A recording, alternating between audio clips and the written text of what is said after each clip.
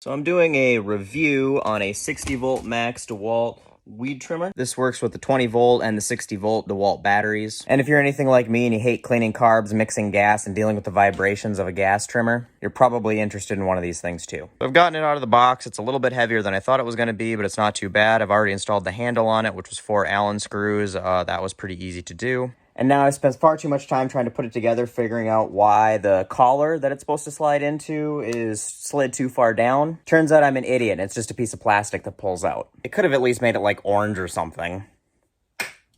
Anyway, then you just unscrew this, and you slide the thing in like so, and supposedly that's good to go. It's also got a cool feature where you can turn the angle of the head by pushing this button in and turning it like so.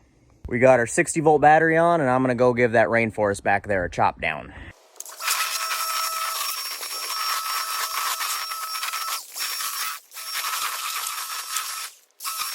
Well, I can genuinely say I'm impressed with it. It feels a lot lighter when I'm weed whipping. It balances itself out a lot better, especially with that 60 volt battery on it. I did a lot more weed whipping I didn't include on the video here, and the battery held up really well for it all. But it's nice, it's quiet. My ears aren't ringing after 45 minutes to an hour of doing this. There's way less vibration than any gas weed whip I've ever used. My hands and my arms don't feel numb and dead like they normally would. And from the little bit of vibration you do have, you get a break when you move from spot to spot because it doesn't have to idle like a gas weed whip. And not having the smoke and the fumes and priming it and choking it and pulling and pulling and pulling and feathering the throttle to get one to run right. You know, you just squeeze the trigger and it goes.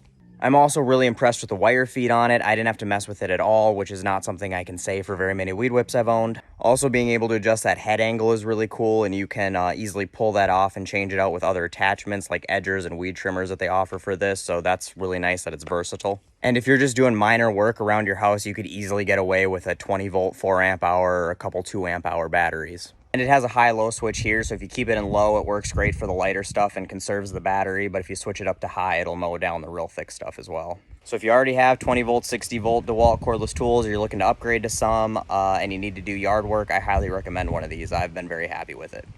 Thanks for watching.